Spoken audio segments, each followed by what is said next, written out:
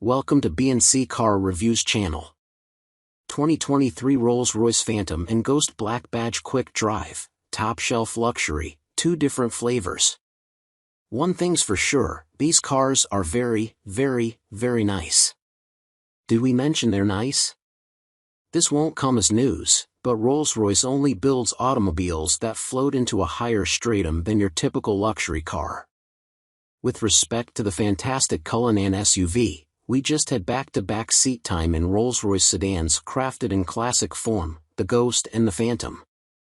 Although both are plainly sublime, the experience each delivers is distinctive. Read on as we expound on the nuances of what may well be the world's most cost-cutting vehicles. The players, spec, options, price. How preposterous to think the Ghost could be considered Goodwood's entry-level sedan, but somehow it is. Riding on a 127.9-inch wheelbase, the body stretches 218.3 inches from gleaming grille to tailpipe, each measuring in excess of those on the redesigned 2023 BMW 7 Series, that one being the longest in the model's history. On the subject, we'll reiterate that the Ghost is not based on a modified BMW platform as it once was. Like the Phantom, it's built on Rolls-Royce's bespoke architecture of luxury. Given how much the Ghost costs, it had better not borrow from the parts bin. Prices begin at a trifle below $400,000, and, as nearly every roller is, the example we drove was richly optioned. That included $10,775 individual second-row seats, enhanced by a $2,000 ventilation system and $5,575 picnic tables. Sinister $15,900 burnout gray paint was enlivened by $1,925 tailored purple pinstriping, colors likewise applied to the wheels for $3,925. Crucially, this Ghost was equipped in black badge specification, essentially Rolls-Royce's interpretation of a performance package. It swaps traditional silver chrome brightwork for black and alters the driving dynamics, which we'll get to. Black badge adds $43,850 to the bottom line, that being, in this case, $492,250. Grandiose the Ghost may be, but the Phantom is more so. Spanning 227.2 inches over a 139.8-inch wheelbase, it is enormous, and this isn't even the extended wheelbase version. Prices start at about a Dom Perignon bottle shy of $480,000. If you thought the aforementioned Ghost had abundant options, get a load of this. Here, individual rear seats are a $19,075 ask before the $2,000 ventilation function and $6,325 elevating footrests. Rear entertainment screens for $14,525 play through a $11,950 audio system. Every Phantom has a gallery, something of an art exhibit built into the dashboard.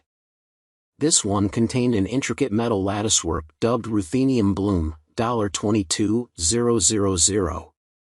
Although this Phantom was finished in no-cost dark emerald paint, its extra-cost exterior jewelry included $5,475 chrome-plated exhaust tips and an uplit Spirit of Ecstasy hood ornament for $4,950.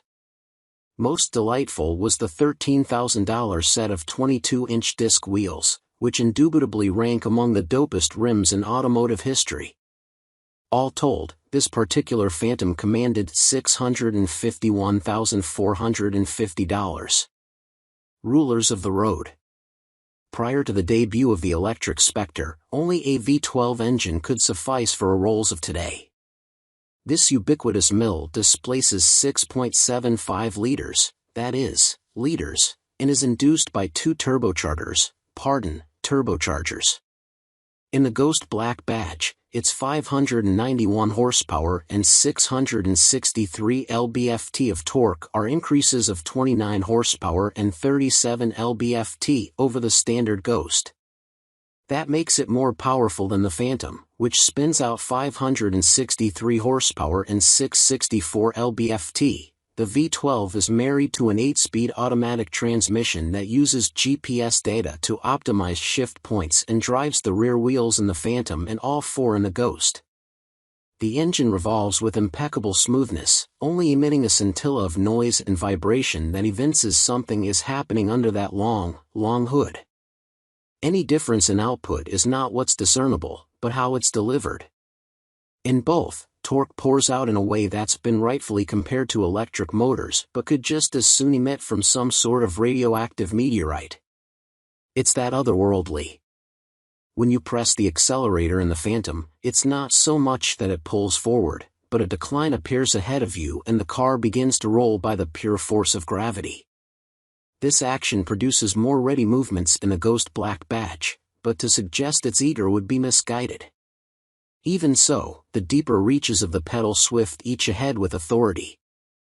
Estimate a 0 to 60 time of 4.1 seconds for the Ghost Black Badge and a second more for the Phantom. Steering either of these cars is delectable. The diameter of the wheel in both is quite large, but the rim is hardly thicker than your thumb. This allows for an easy, casual grip, letting you sweep to and fro with effort similar to stirring molten fudge. Despite the ease, it's not as if you're disconnected from the proceedings. Although the wheel transmits little sensation and its ratio is quite slow, it's reasonably direct. Still, hustling either car through a bend necessitates small corrections against the body's motions and heft. Here we arrive at a potential critique. Within a few turns, it becomes evident that neither of these cars is sporty or fun in the conventional sense. Such impulses wouldn't be tolerable. Yet in attempting to minimize roll, Black Badge brings a tune to the air suspension that's a bit brittle. It absorbs large impacts with aplomb, but the setup seems to find subtle textures in the road, thus undoing the notion that the Ghost hovers above the surface, an unseemly reminder of earthly realities. Moreover, the Ghost Black Badge's seat cushioning felt noticeably firmer than that in the Phantom. Ah, the Phantom. In this virtuous Leviathan, bothers fade away. Sink into the seat, power the door shut, and sounds from the world around disappear. It covers ground with unimpeachable finesse, reacting to undulations and textures as if they are upwellings of warm air, perhaps vaguely noticeable yet never enough to perturb its glide. Coping with the sheer size of the Phantom can be intimidating, although its rear steering system makes its largesse more manageable. Otherwise, the Phantom is a monument of comfort, a retreat of relaxation that transports you to different, better places, literally and figuratively. A pair of singular experiences.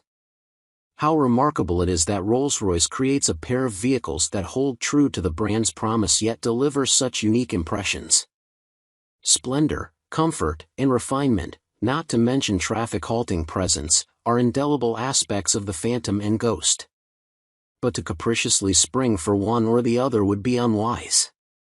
Conjure your Ghost and Black Badge specification if you want a superb luxury car that still invites you to connect with it, even if it lacks ultimate placidity. Commission the Phantom if you seek pure tranquility but recognize that perhaps the very point of doing so is to disengage. Either way, these magnificent cars remain without parallel, aside from, perhaps, each other. Welcome to B&C Car Reviews channel. 2022 Hyundai Santa Cruz bed review. How will it hold up over 12 months? Critical. Others just like the feel of a large body-on-frame vehicle around them, content with the knowledge their truck can handle anything from a trip to the hardware store to helping a buddy move a mattress. But full-size trucks keep getting bigger, making them harder to park or fit in a garage, which has led to a resurgence in the popularity of the midsize and compact pickup truck. For many consumers, those smaller lifestyle trucks, like our long-term 2022 Hyundai Santa Cruz, are taking the place of a car or SUV as a daily urban driver with truck bed fringe benefits.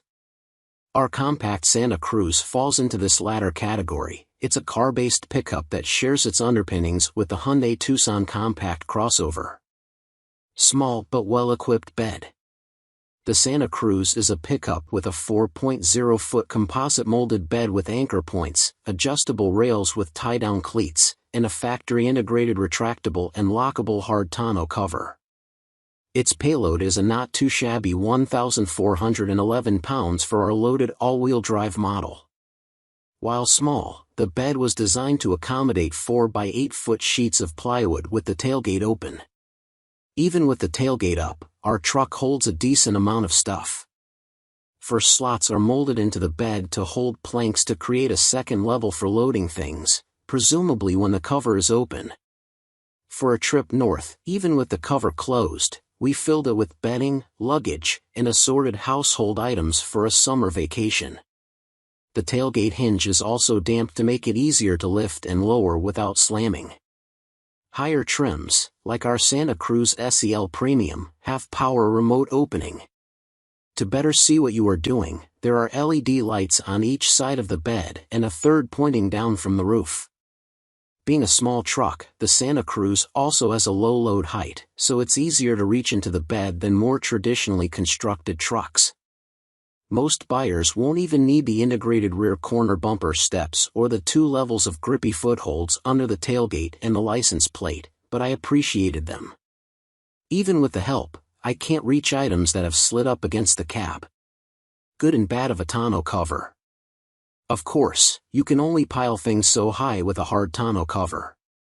This was an issue for Technical Director Frank Marcus, who was headed to his cabin and found it was a tight squeeze for the plastic storage bins that contained a week's worth of supplies.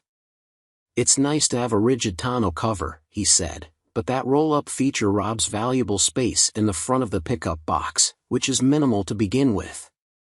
The depth of the bed is not enough to cover the Honda generator we needed to bring up. The tonneau only locks into position in one place, at the half-open mark, but the generator needed more space. To lock the cover, there is a yellow dial underneath. It is not immediately clear which position is locked and which is unlocked. And it feels like you might break the handle on the top trying to release the clasp and open it. Once released, the cover generally slides easily to open and close. It is even self-retracting at times. But other times it sticks and needs some nudging. About that strap. The tonneau looks sturdy and of decent quality material. But there's a cheap-looking cloth strap hanging from a carabiner clip in the center to pull the cover shut. This leash hangs down in the way of loading when the cover is closed. When the cover opens, the strap is pulled taut. It is used to pull the top closed again. We adjusted the strap, making it long enough to snag a tie-down near the tailgate. This was the only way I could reach it. Before I adjusted the strap, I had to hop onto the tailgate and shimmy up the bed to grab it. Another solution would be to MacGyver a fix, attach Velcro to the strap and to the underside of the tonneau within reach of the side. Marcus found another good use for the strap. He tied it to the handle of the generator, which secured the tonneau above the forward part of the bed. The tailgate locks provide additional security for the bed. Even with the awkwardness, Marcus was quick to conclude that the pickup was a better option than a similar-sized SUV. I would not have wanted to transport a generator filled with gasoline, not to mention the gas can to refill it, in a closed SUV. Small but handy in-bed trunk. In another nod to its car and SUV roots, the truck has a hidden and lockable in-bed trunk with a built-in drain plug. The trunk extends almost the width of the truck, but the space is shallow. It's perfect for smaller items like sheets and camera bags.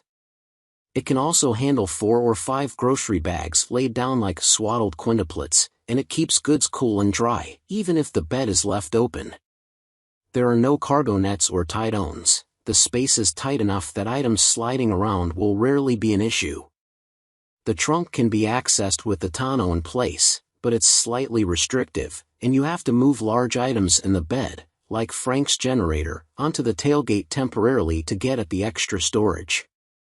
A similar system on the Honda Ridgeline is larger and more usable, in part because the Ridgeline's bed is 9 inches longer, and because of the side-opening tailgate. The Ridgeline in-bed trunk offers 7.3 cubic feet of storage. The Santa Cruz offers about 40% as much. and the similarly sized Ford Maverick has a deeper and taller bed. Even more storage options. The Santa Cruz has small storage cubbies on each side of the bed to stash work gloves or tie-down straps so they don't bounce around. One of them can be outfitted with a 115-volt power outlet, which is handy. And if all of the above isn't enough, there's more storage under the back seat, and the side rails on the roof can accommodate roof racks. But does it go fast? The bottom line is the Santa Cruz has the functionality of a truck and the car-like ride of an SUV. In testing we found our long-termer, with its 282 horsepower, 311 lb-ft, 2.5-liter turbocharged i4 engine, went from 0 to 60 miles per hour in 6.0 seconds. Our mid-grade long-termer was quicker than the loaded one we tested in California, which required 6.3 seconds. The quarter mile required 14.5 seconds, less than the 14.9 seconds on the previous tester. We are starting to think the Santa Cruz, despite its name, likes Michigan better than California. It's a theory we have many more months to test. The 2022 Hyundai Santa Cruz is coquettish. The Santa Cruz has been playing hard to get since we first laid eyes on the compact lifestyle truck concept at the 2015 Auto Show in Detroit. It created enough buzz that execs said it was a surefire addition to the company's car-heavy lineup. For years, I pestered Hyundai execs for updates on when it would go into production. I was intrigued by a 5-passenger pickup that would drive like a car, be easy to park and fit in a garage, and still haul items to the dump and launch a fishing boat. I even picked the Santa Cruz as the truck I'd buy before even seeing the production version. Years went by, during which time Hyundai chiefs came and went, and the design team returned to the drawing board to update the look. Finally, 6 years later, the Santa Cruz got the green light from Korea and went into production in time to be a finalist for 2022 Motor Trend Truck of the Year. Then came word we were getting a 2022 Hyundai Santa Cruz to evaluate for a year, and it would be based out of the Detroit office. Perfect chance for me, and the rest of our staff, to find out if this elusive truck would meet expectations.